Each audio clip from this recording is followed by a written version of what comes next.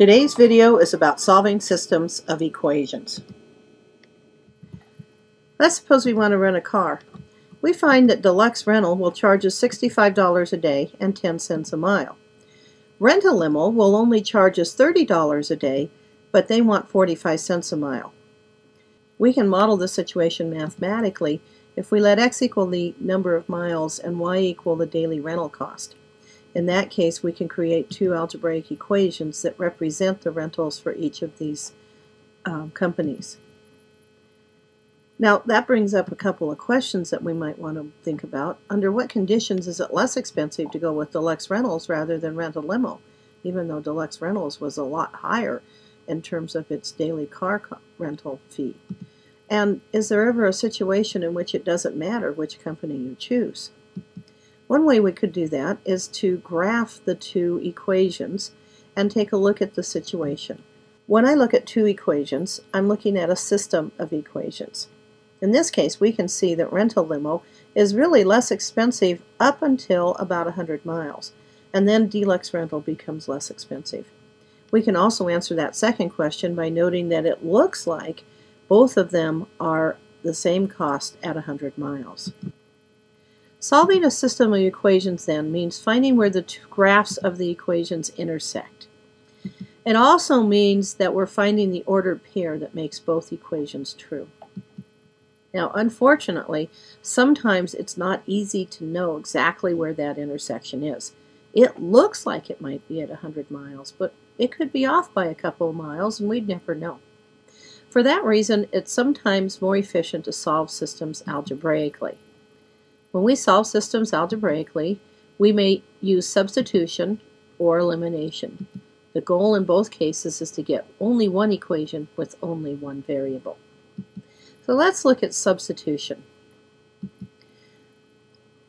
We use substitution most frequently when we have at least one equation that's in the form y equals or x equal.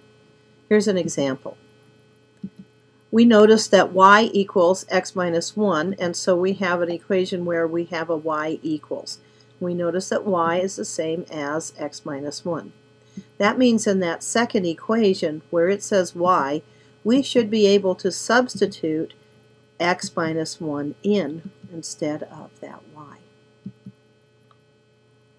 Then we can combine like terms and solve the equation to find out the value of x. Now remember, we're not finished yet because we said that the solution to a system is where the two lines intersect. That makes a point. We only have the x-coordinate. We need to still find the y-coordinate. To do that, we go back to one of the two equations, and I'm going to pick the top equations because it's easier. And I'm going to put 2 in where x is and solve that, and now I have y equals 1. That means the solution to my system is 2, 1. Now, it's really important that you check these to make sure you didn't make any mistakes. To do that, I know that at that point, 2, 1, needs to make both equations true. So I can substitute 2 in for x and 1 in for y, and it needs to make it true. It does. Then I have to do the second equation also. So I substitute 2 in for x and 1 in for y there. Again, I get a true sentence, so it checks. Here's another example. In this case, I have x equals 3y plus 11, so that instead of x, I can replace 3y plus 11. So I go to that second equation where I have 2x, and instead of that x, I'm going to replace 3y plus 11. Notice I put parentheses around that because I need to distribute the 2.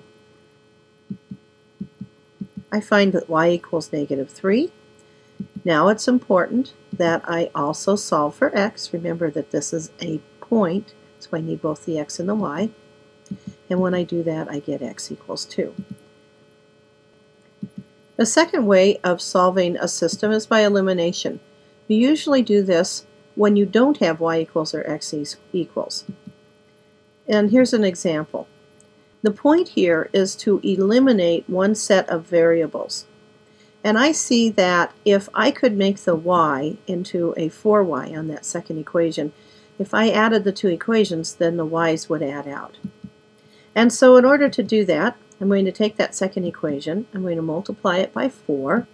Bringing down the first equation, I can then distribute that second equation, add the two equations, and then solve. I also need to find y. So I take one of the two equations, and I like to take the easier one. I'm going to take x plus y equals 2, and instead of x, I'm going to substitute 6 and solve for y. So now our solution is the ordered pair, 6, negative 4. Remember again, you need to check this to make sure that you didn't make any mistakes. So I take the first equation and substitute 6 in for x and negative 4 in for y, and it does check. I take the second equation and do the same thing, and again that equals 2.